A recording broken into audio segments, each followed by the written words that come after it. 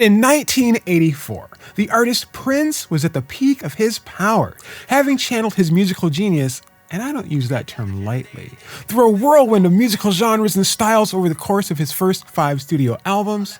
He was ready to give America exactly what it wanted and needed, even if music listeners across the country weren't entirely ready for any of it. How did this diminutive prodigy out of Minneapolis, Minnesota, come to direct and even define such a large swath of popular music for the mid to late 1980s with the unrelenting power and influence of his 6th album? I'm Scott T. Sterling, and this is the RHINO Report.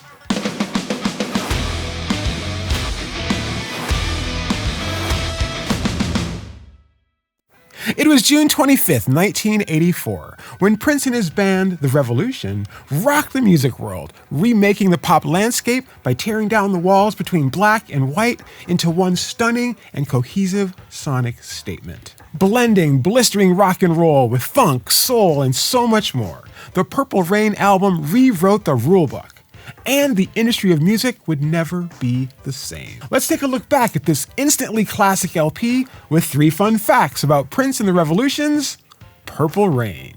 Number 1, the album's iconic title track was almost a collaboration with none less than Stevie Nicks. After connecting on Stevie Nicks' song Stand Back, she and Prince remained friends with a desire to work together again.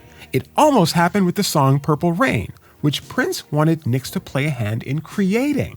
According to Nicks, quote, "It was so overwhelming, that 10-minute track, that I listened to it and I just got scared.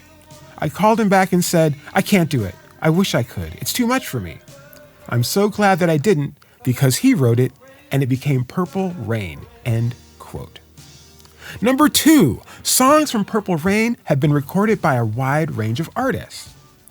The reach of Purple Rain knows no genre bounds, with the likes of Dolly Parton, Bruce Springsteen, and Pearl Jam all covering the title track, Beyoncé and Mariah Carey both taking on The Beautiful Ones, while Patti Smith and Genuine revisited When Doves Cry.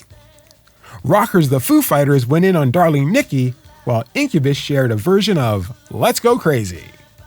And number 3. Purple Rain was the most popular album in America for 6 months straight. When we say this album was popular, we really mean it. After debuting at number 11 on the Billboard 200 for the week of July 14th, 1984, the album soared to the number 1 spot, knocking off Bruce Springsteen and the E Street Band's Born in the USA.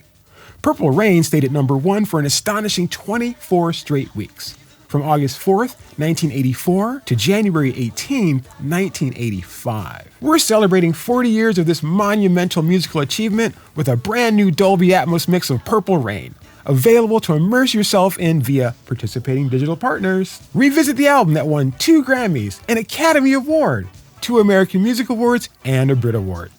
Prince and the Revolution's Purple Rain. What's your favorite moment on Purple Rain? Let us know in the comments below. And don't forget to ring the bell, like and subscribe at the RHINO channel for more music news and vital information.